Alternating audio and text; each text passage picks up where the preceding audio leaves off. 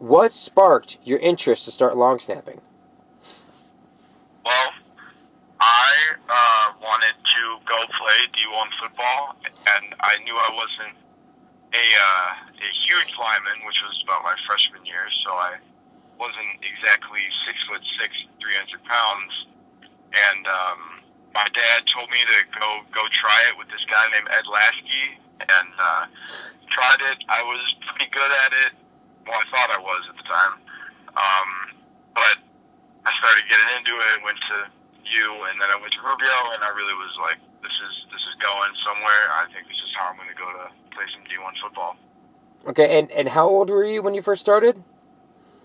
I would say probably a freshman. Yeah, I want to say a freshman year. That's why I started like long snapping. But then like I went to U during my sophomore year, and then well, I was to U before Rubio, so this is confusing.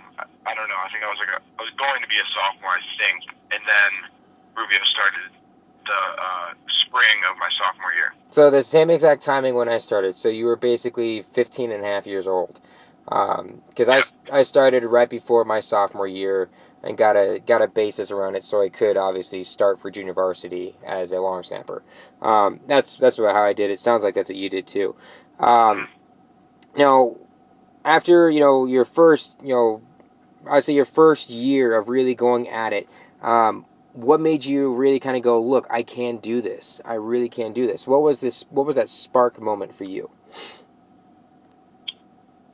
I would say when I realized like I'm actually good. You know, when I first started getting into it, I thought I was good, but then I see how good all these other kids are, so that just pushed me more to get better. Because there's other kids who are the same age as me, and they were already being looked at by colleges, and they were like perfect. Like my first camp, I'll never forget.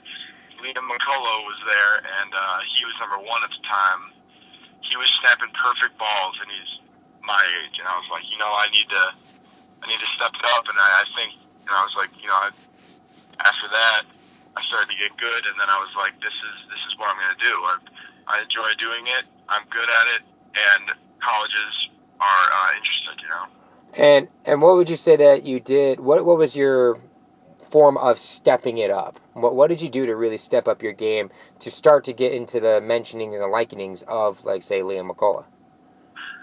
I practiced a lot more because when I when I first started going to U, I thought I was the I thought I was hot, and I thought I was really good.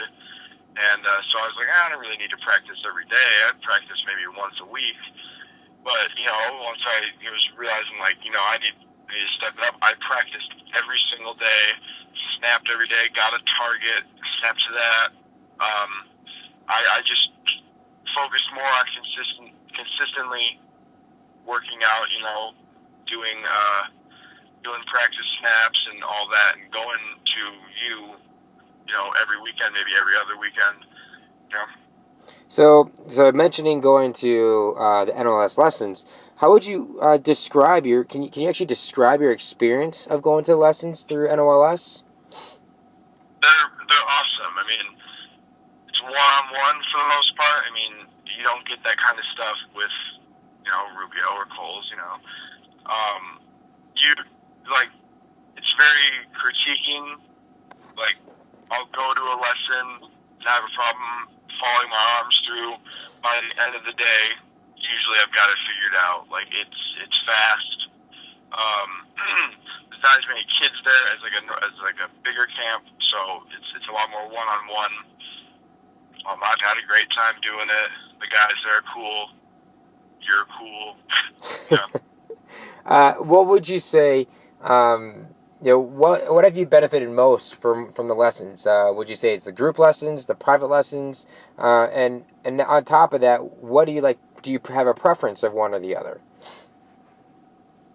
The for me, the group lessons because when I do those one on one like private lessons, those work. Like don't get me wrong. If I have a private lesson to go to, like usually it's top notch. But I like the group lessons more so. Like I prefer those because it's just having the other guys there. Not every, it's not like, I wouldn't say pressure, but it's just, you get to know what these guys are doing. You can compare yourself to them. They can motivate you to do better. Like if I'm having an off day, but then John Shannon's on fire, I'm gonna be like, well, I gotta step it up and have a good day like him. So the competition in the Yeah. actual group lessons are what you would say are what one of your favorite things, right?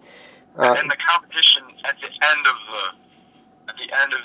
the lesson itself is my favorite. Cause, I mean, I think that's why the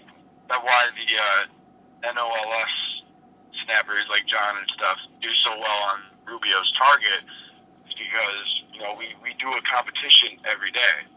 So when I go to another camp and I have to snap in front of all these people and like really it's pressure cooker, I'm cool as a cucumber. I like that analogy. I like it a lot. Very good. So, kind of switch gears here. Do you have a list of schools right now? Kind of here's my number one goal school I really want to go to. And do you have like a second and third option? Do you have a preference of actual conference itself? Just pretty much give me like an idea of what's going on for recruiting. Yeah. Well, number one right now is University of Minnesota. That's definitely my favorite so far that I've visited and had contact with. For me, ideally, I'd love to go out west. So, like a number two, number three would be like maybe like San Jose State, University of California, or like even Oregon State or Washington State. Washington State's another one that's been expressing some interest. So, my ideal conference to go to would, it looks like it's going to be Big Ten, but Pac-12 definitely. Yeah, absolutely. And it's funny when it comes to recruiting because it's a roller coaster. You're starting off with you may think you have this school and this school and this school, and all of a sudden one school at the very end pops in, and that could be the one that could be your school. It's how it happened with me when I was committed to USC, and NIU came along, offered that full ride. So I know what that's like, and it's going to be a real roller coaster for you, especially as you get after season and older. So, what would you say? Let's see here. Do you have any actually particular tips for some of the youngsters of NOLS that could help them grow and actually use the coaching and to achieve what you've achieved already? You're number 2 at NOLS. You're one of the best. You're number 1 in Illinois for a class of 2015. So, what kind of tips could you give those youngsters? Youngsters in NOLS right now, or youngsters who are new to snapping in general? Sorry. You can do both. Both. It could be youngsters at NOLS. Youngsters are new to snapping. It can be both. Okay. What I've done in my experience, what I've done to become the sniper I am now is just practicing. Like, it sounds cliche, but the more you practice, the more you lay on the floor and do the overhead, like just throwing the ball in the air, it helps. Like, it really does. There's a kid who's a long snapper. He's a sophomore at my school right now. And he's with Rubio and stuff, and he's struggling a little bit. And I was like, dude, just practice. Like, you can practice with me. You'll get better, I promise. And I recommended you to him. And I said, go to Nolan. He's a good guy. He knows what he's doing. That's definitely what's helped me, is going to Nolan Owen long snapping. If I hadn't chosen to stay with it, definitely wouldn't be where I am today.